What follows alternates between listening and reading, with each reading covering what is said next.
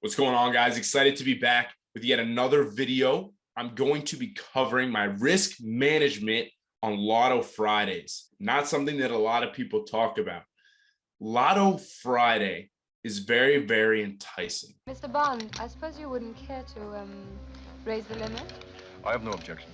You see people have these massive, massive percent gains when they're trading these 0 DTE, 0 days until expiration options contracts.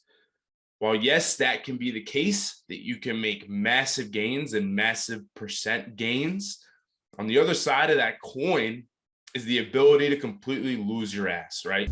There's no other game in which fortunes can change so much from hand to hand. So you have to have risk management skills and you have to be able to apply them. The first thing that I want to say, and I think it needs to be said, is that you don't have to trade 0 DTE, especially if you're a relatively new trader. Don't let the people making 1,000%, 1,500%, even 100%, don't let that get in your head, okay? As a new trader, it's important to learn to trade the chart. And if you feel safer playing the options contracts expiring the following week versus trading that 0 DTE, there's no problem doing that, right? It's whatever works for you. It's whatever is going to help you to make more money. 40,500,000 all in. If you decide that you want to trade 0 DTE, there are some very, very important things that you need to understand, okay? What a lot of people do is they set a percent stop loss when they go to take a trade on 0 DTE. And then they'll say, oh, I got stopped out. I keep getting stopped out, this, that, and the other. On 0 DTE, what we try to do is we try to trade the chart to the best of our abilities. Now, the way we do that is by sizing down significantly, okay? Let's say on the Monday, and I always use the $1,000 example because I think it makes things really clear. Let's say on the Monday, your position size is $1,000. That's your full position, okay? And you're using a 20% stop, meaning your max dollar amount loss is $200, okay? On 0 DTE, there are a couple ways that I approach things, depending on the conviction level of the trade, or if the trade is in the morning 0 DTE, because it does matter, right? The closer you get to the bell in the afternoon, theta is working even harder, and those contracts can go to 0 really, really quickly. If it's right at the bell, okay, I might go with a $400 position size with a 50% stop, okay? Meaning that I'm still risking $200, but you see how I've sized down significantly. Now in the afternoon, what I might do is I might go with a $200 full position, okay? So I'll max put $200 on the table, knowing that there's a good chance that this position simply goes to 0. So that's the approach that you have to have. Now, when we take a look at the chart, and I have an AFRM chart here, and this was a Lotto trade that I took this past Friday. If you guys remember, it was the Friday of the CPI data being released. So the market was extremely volatile. But I had this 28 level, so $20.80 on AFRM headed into the trading day. Now, the way I sized in this trade, and the reason I want to use this as an example, is because percent-wise, I was down significantly on this trade. Are you all right? Fine. You lost $58,000. The way I sized is I used a half position size, okay? So from that $1,000 example, in this case, I would have used $400 full position. Now, this gives me the ability to trade the chart. I'm going to say that again. What we're trying to do is trade the chart versus letting the premiums control how long we stay in a trade for. Because on 0 DTE, those premiums are moving so quickly that the smallest move, the smallest little wick, one candle going against your position can stop you out, depending on how much money you're risking and whether or not you're managing your risk properly. So what we're trying to do is we're trying to avoid getting stopped out repeatedly, stopped out, stopped out, stopped out. Instead, we just go smaller and we give ourselves more room. So in this case, let's say $400 position size. And I added on this green candle, okay?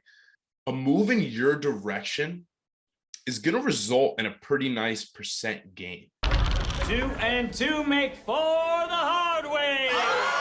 So instead of letting this ticker or trade or the underlying asset, whatever it is you're trading, in this particular example, it's AFRM, instead of waiting for it to come all the way back up to 28, I added into this 20 EMA because I told myself, if we reject off of this 20 EMA, I'm going to be kicking myself, okay, if I didn't let it get all the way up here. Now, you may think, well, you were being impatient, and obviously hindsight is 2020, right? We're all great hindsight traders. The smart move would have been to wait for it to get all the way up here, but let's say it rejected there, okay, and it moved down. That could have been 100%. So I'm a little bit quicker, and because I'm size smaller, right, and I'm not risking as much, I'm a little bit quicker to jump into trades and, give myself a little bit more room to be incorrect. So nonetheless, initially the trade goes against me. So it goes from the 20 EMA, crushes through that, and now comes up to my 28 level. Now, down about 20-30% by the time this candle closes. Now you may be thinking, you're down 20-30%, you got to cut the trade. The dollar amount that I was risking or that I was down was yet to hit my max dollar amount that I was willing to lose. That's the whole point. I'm simply trading the chart because I know just as quickly as I was down 30%, it can go back in my favor and this trade can double. So then we get this massive pop on this long upper wick, guys, to 21.15. Now I'm down about 40% on the trade, right? But because of the way that I was sized, I still haven't hit my max dollar loss amount, okay? Am I going to win or lose? Lose, but not much. So even though I added here and I got this massive move up, I still haven't hit my stop loss. So what I'm telling myself and what I'm looking at is, okay, I want to remain in the trade if I still believe that I'm correct. Now, when we talk about key levels, and if you guys trade the same way that I do or similar to the way that I trade, I come in with a game plan of this 28 level, right? But you have to understand it's not always going to be perfect. So as I'm watching this and I see this candle close, right? Long upper wick and it closes. I love, and this is something so important.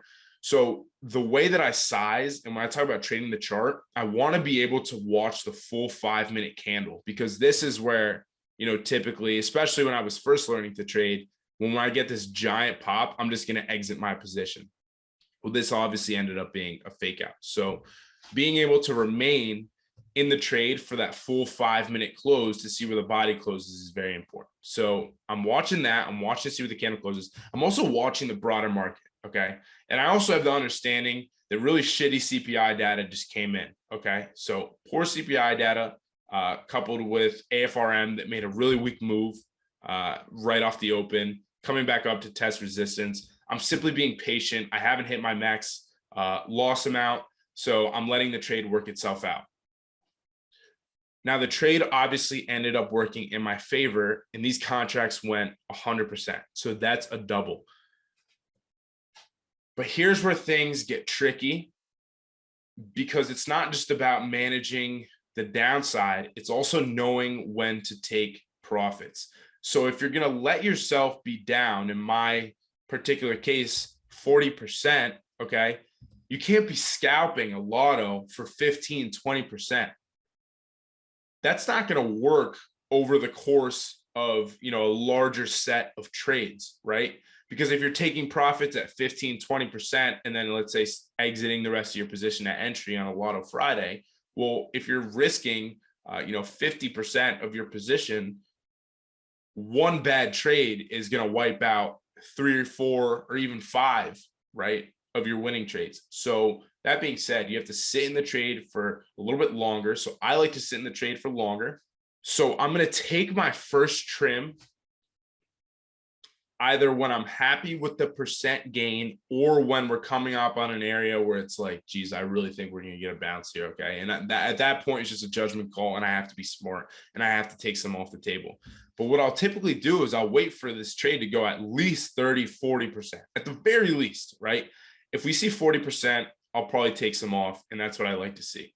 And again, it depends on how I was sized. If I was sized with a $400 position size, still using that $1,000 example, $400 position size, that's different than if I was sized with $200, right? Later in the trading day. So if I'm only sized with $200, I might wait for that trade to double, right? I might need to see 100% before I take half off the table. So understanding how large your position is, looking at the dollar amount that you're actually gaining on the trade, and then saying, okay, now it's time to trim. I don't look at the percent gains, guys. Lotto Friday, the way these contracts move and the volatility is so through the roof that you don't, or I personally don't, base my stop losses off of 20%, off of a percentage. Okay. And that also means I don't really base my take profit off of percentage. I base it off of the dollar amount I see. So in that $400 example, I said the 40% gain, that would be pretty nice. I'd probably take some off the table. Okay. But if I'm sized smaller with only $200, if you're up 15, 20%, what are you doing taking profit off the table, right? That's not good risk reward. That's not a system that's going to work in the long run. So again, giving yourself the ability to trade the chart versus using stop losses based on percent is very, very important on 0DTE. And I want to remind you guys that there's no pressure to trade 0DTE, right? Trade what you feel comfortable, but it is awesome when we get those really nice gains. So going back to this example where this trade went 100%, I'll take some off when I feel comfortable with that percent gain, with that dollar amount that I'm making. And then you leave runners, right? So I'll leave some runners. And that's how I was able to get some off here for 100%. So I'll take some off of my position. I'll scale out as we come down, right? And you never know if this trade would have broken low of day support here. Those are the trades that go 200, 300%. So I always like to hold on to a little bit of my position. And that's the beauty of trading 0DTE is, you risk a small amount and it could end up going absolutely nuts. So I hope that this video helped you guys to understand my thought process, right? You shouldn't be going into 0DTE feeling like you're gambling. It's like trading any other day. When it comes to risk management, you have to have a plan.